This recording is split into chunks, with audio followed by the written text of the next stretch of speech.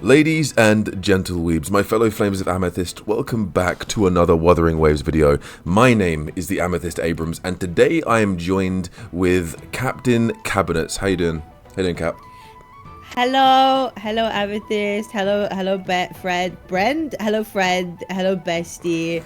Hi. This is the first time me and you have done anything like this. This is the first time me and you have ever done an actual proper video true. together. This is so true. And what better way to start off with the release of 1.3, which is about 2 to 2.5 weeks away from release, like from today. And then we just got drip marketing today about Camellya.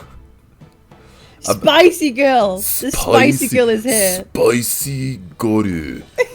Subarashi. Spicy. Camellya got drip marketed today. And we are going to basically be discussing a few points about the release of 1.3, the release of 1.4, how Camellya could potentially tarnish the popularity and the hype of Shorekeeper, and how they're going to parallel with each other, and essentially how the revenue and popularity is going to either dwindle, stay the same, or elevate due to these two characters. So if you guys like this video, hit that like and subscribe button, leave a comment down below. So what's your opinion on seeing Camellya when she was drip fed today? What's my opinion? Well, Yeah. I feel like we kind of all had an inkling that Camellya was gonna come sooner or later. Now that we're going to the Black Shores. Yeah. Like I feel like as soon as Jue was like, next stop is Black Shores, we're all like, okay, when are we gonna see her? When's she gonna make a second appearance? Yeah, it was kind of So yeah. I think even seeing the fact that when Shorekeeper first got her drip marketing, and then it sort of said in our archive, it was like, oh, she is like a deity that's been around for eons, and she also resides in the Black Shores, and then also more information was revealed that she is actually the leader of the group of the Black Shores, and then also confirmation we know that Camellya is a part of the Black Shores, because that's what Encore and Alto said. I knew, I kind of was like, we're going Black Shores 1.3, Camellya is going to be there in some form or fashion, and then we're going to get her within the next update or two, because I thought she was going to be part 2 of 1.3. I thought she was going to be part 2, and I was like, it makes sense. To me it made sense. It would make sense. But like the way it doesn't align with how they drip feed their 5 stars. They normally do it quite, around the same time, but this was like a couple of weeks between Shorekeeper and Camellya, and I kind of feel they did that intentionally. I kind of feel that they're kind of not rushing out Camellya, but they kind of want to make it known that, hey, she's coming, she's here. It might not be 1.3, it probably be 1.4, but she's on the way, she's here. So I feel like they drip fed her for 1.4 kind of early, honestly. Yeah, she would. To be fair, it's usually like a week before the release, or not even that, a few days before the release of the new patch, before they reveal the next patch. So the fact that they've kind of gone bombshell, Camellya's coming, by the way, guys. I'm thinking, my initial thoughts was, this is really early. So is this part 3 of 1.3, part 2 of 1.3, or is this 1.4? Because I wasn't too sure at the time, and then people confirmed, no, it is 1.4. They've just released the teaser early for whatever reason, and I was like, okay. But do you think the release, since obviously the past 3-4 weeks, we've had hype for Shorekeeper, who is, in my opinion, as of right now, one of the better designed characters in the Wuthering Waves roster.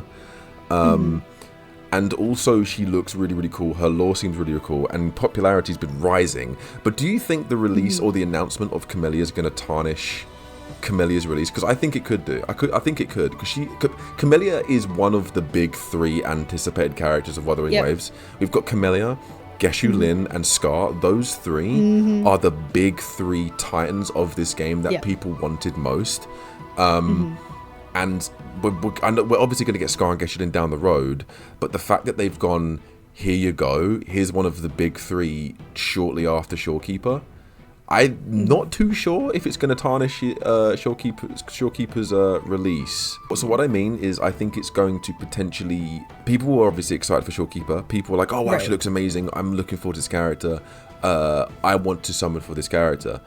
But most of the Wuthering Waves community has been hyped for these 3 big characters for so long. Now that we're getting Camellya, do you think it's going to take away from her release, as in people are going to go, I want a Shorekeeper, but I've been holding out and waiting for Camellya, and so maybe I should skip Shorekeeper.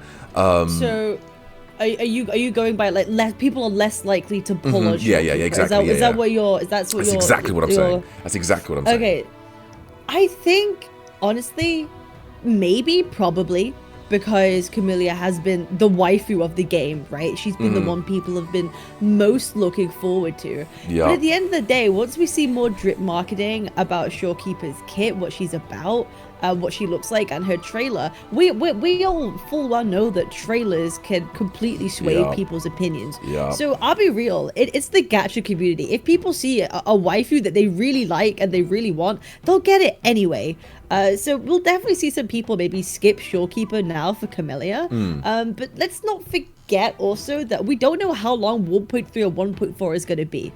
Right, we don't know how long these patches are going to be, so there might be ample time for people to get both characters. Don't forget, if there's only one 5-star and 1.3 that is true. That is true. If they're generous, they might, there might be enough to get both. We don't know. But I feel if Shorekeeper is a...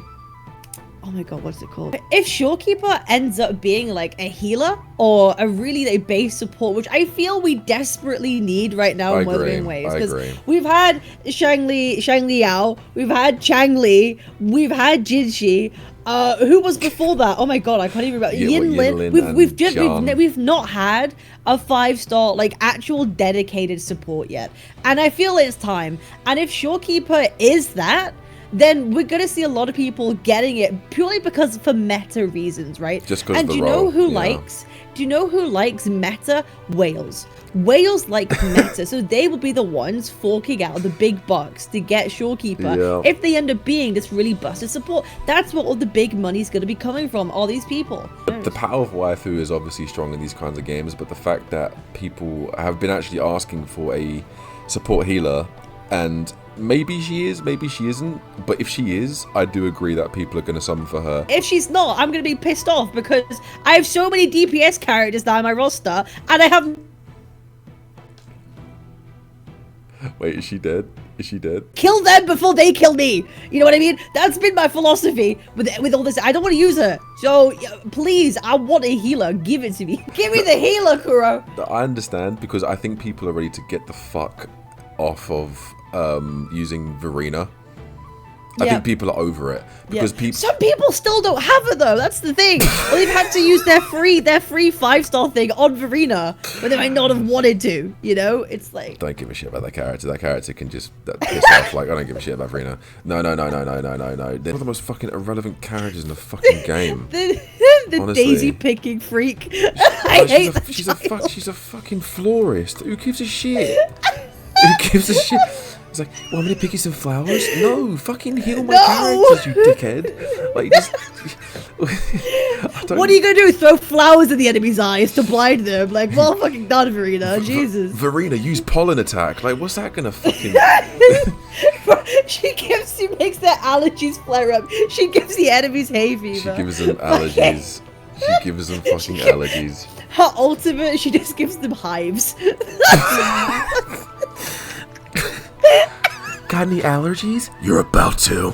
This just kills them. Just kills them all. I'm sick and tired of seeing. Do you want to know what what this character's meta team is? Verena is most likely going to be in that meta build. But meta doesn't really like fucking matter right now. Doesn't. Like Shang Liao, for example, you could throw him in any team as long as like they give him like resonance liberation damage boost. It'll be fine. Like, you could throw him with Chang Li and he'll work. He goes well. Doesn't matter. Like he's also a good definition of not power creeping but power scaling to the point where he's a free character, and Kuro's just given us a very powerful free character. Like the numbers he's dishing out is fucking insane. It is crazy. He's a premium 5-star character, obviously, but the fact that they've warranted a free premium 5-star character that's dealing not quite Jinshi DPS, but very close. Like he's almost there. Dishing out the shit numbers. I got a follow up to that though. Go on. What do you think? We've been talking about Verena. We were talking about his other characters. What kind of character do you think Camellya is going to be? Is she going to be DPS? Is she going to be a support too? I think she'll Are we going to have 2 supports? I think she'll be a sub DPS. You reckon she'll be a sub DPS? She has to be, right? Havoc sub DPS. Havoc sub DPS. Bro, oh my god, I said she looks like a fusion character, or like I should probably be like a fusion character in my video, and everyone's like, oh, why do you think fusion? Just because she's red? Oh, why do you feel fusion? I'm like, come on, man. No, I think Havoc. Listen, I've been playing too many Hoyo games. That's what it is. I've been playing too many Hoyo games. Way too many. If I'm thinking of fusion or anything like that, I think Geshulin's going to be fusion DPS. Yeah. Absolutely. His whole gimmick is purple flames. He's fusion DPS. Like, that'd okay. Cool. It would be so cool actually to have like Havoc Rover with Camellya working together. Like the meta team being Havoc, Rover, and Camellya. To be fair, I think and like Shorekeeper. I said because of the lore around these 2 characters, it would make sense for Rover to connect well and synergize well with these 2 characters. Right. Camellya's obsessive Rover. So Camellya's obsessive Rover. Like the whole point of Shorekeeper is the whole point of her entire existence is to exist for Rover in the lore, so it would make sense for her to synergize well with Rover. So if those 3 synergize well together, then Rover becomes relevant again. Are we too early though in the Wuthering Waves life cycle to be really talking about synergies? I'm thinking about like Honkai Star Rail, right? How long it took for us to have a proper actual synergy team. Like the first thing I think was like Kafka and dot teams, break effect teams, that sort of thing. Yeah, it's taken a long time. So people should, chill out before thinking about synergies and team building too much. I think it's a strong possibility that based on the characters we've currently got in the game, that Shorekeeper could be a support unit. And since we're overdue one, it would make sense that she is one. If that is who she's going to be or what she's going to be, because then that would, like you said, entice meta players and whales to summon for Shorekeeper and put a lot of money into that character just because of the role that she could be playing. Meta. And the only reason why people will be summoning for Camellya, unfortunately, is because all the stuff we've seen about Camellya is people just absolutely going gaga and barking for this girl because she's the waifu everyone wants. So can I be real about something? Go on. I don't get it. You fucking...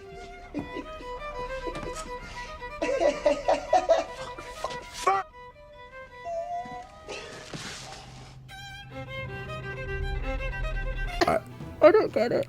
Like, I know I'm in the minority when I say that, but like, she's not my kind of character.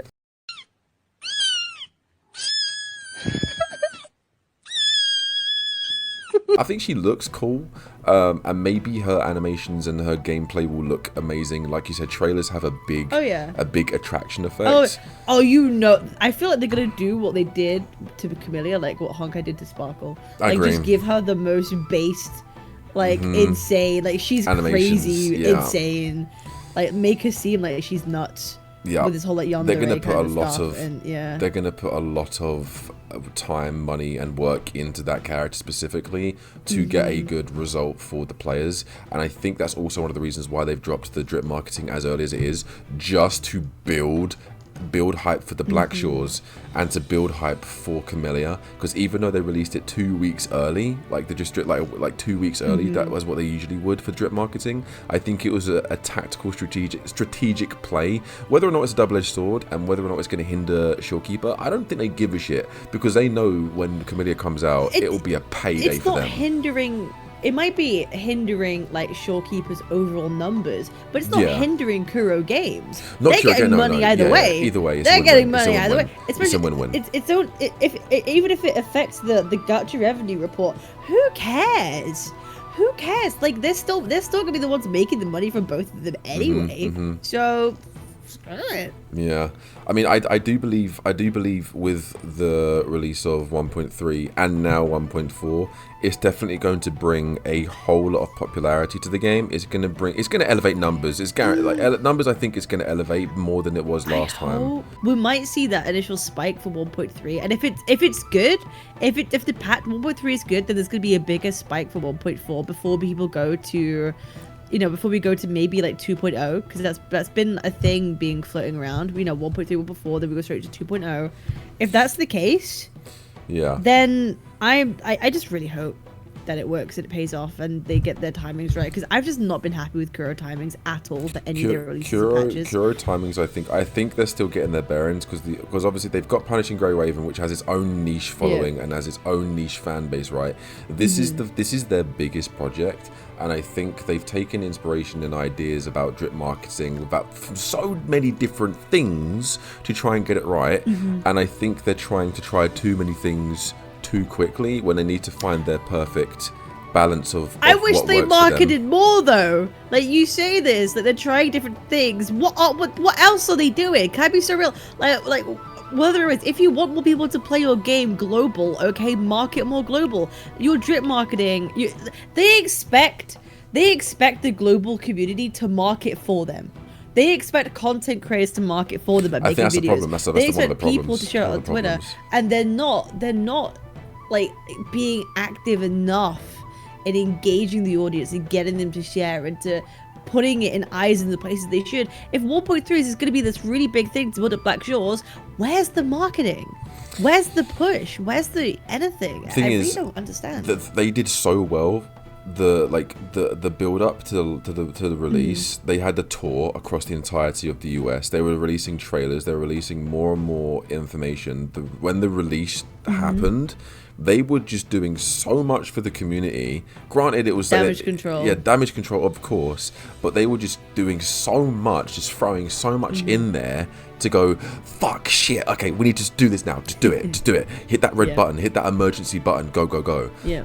And it carried the game a little bit because people were there just for the stuff. Oh, and, you know, without it would be way worse. Yeah, exactly. We'd be in a far worse position if they didn't do all that stuff. Exactly. I definitely agree. Yeah. But I feel like if you want people to come back and care, especially when you're putting out like Camellya, a character from the beginning, right? You're putting out a character like her, like you have to kind of pay a bit more special attention to it for this particular reason, especially with the Black Shores. I think with the Black Shores, because of how important that whole realm of the world is, lore-based, character-based, whatever you want to call it, and the connection it has to the main story, they need to really put a lot of time and effort into these two specific updates, because it just means that 1.3 and 1.4 is going to be the Black Shores arc. That's what those two updates are, right?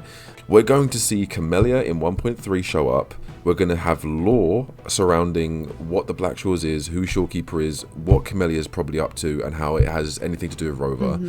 And then something's going to happen which is going to leave us on a cliffhanger, I hope. A crazy cliffhanger which is then going to lead into 1.4. That's what I'm hoping for, because that would then entice people to wait around for 1.4, because obviously it's very rich lore, whether you give a shit or not. It's very interesting and rich lore.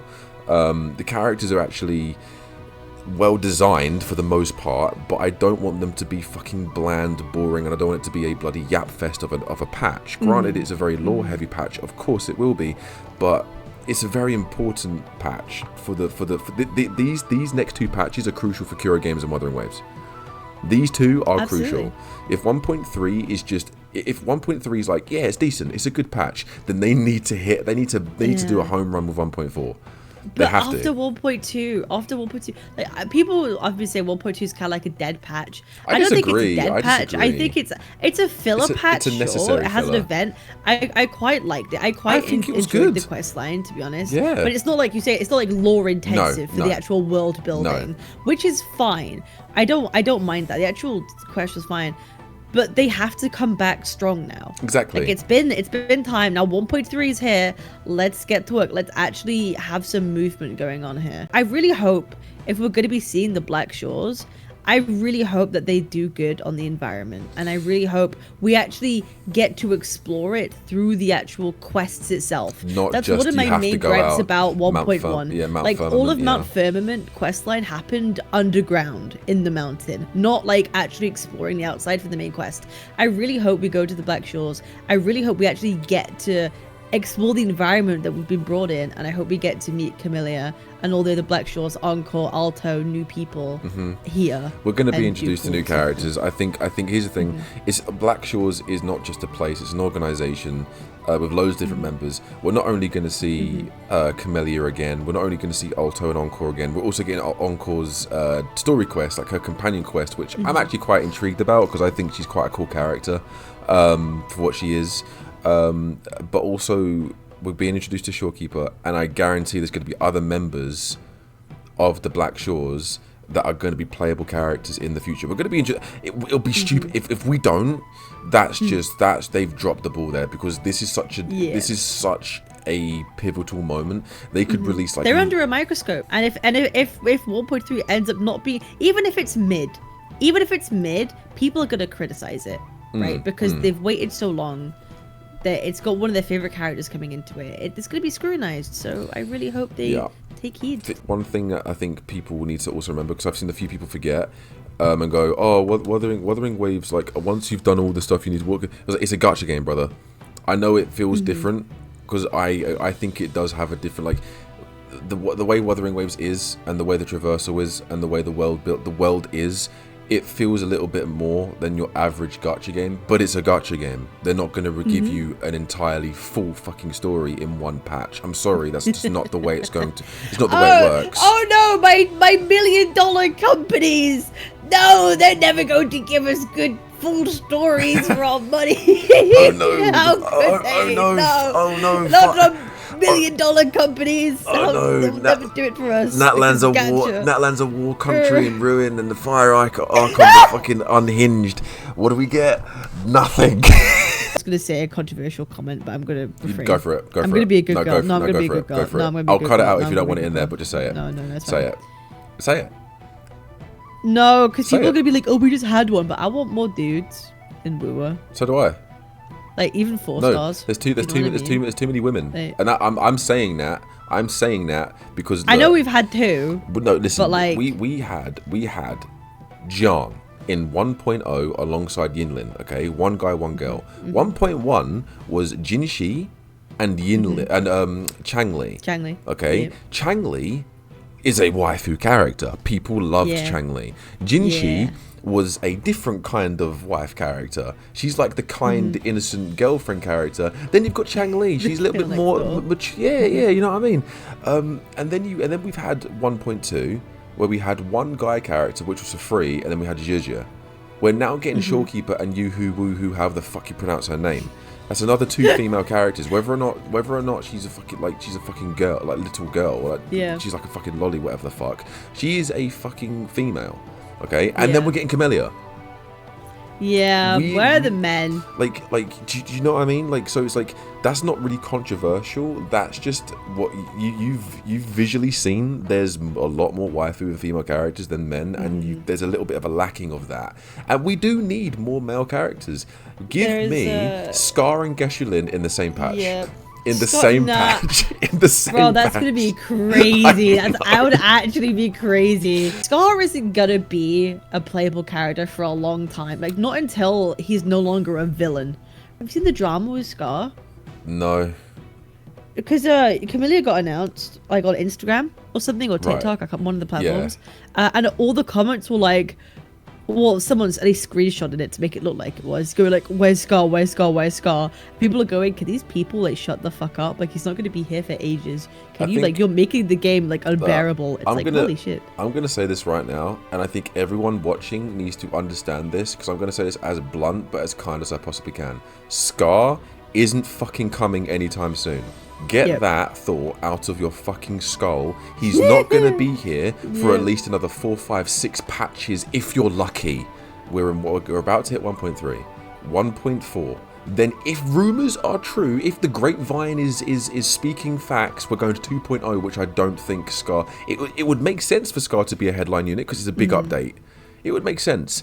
But I don't think that's the case. So I'm thinking 2.1. That's the thing. Scar's going to be one of those characters. They know... Kuro Games knows Scar is a very popular and high value and high demanding character.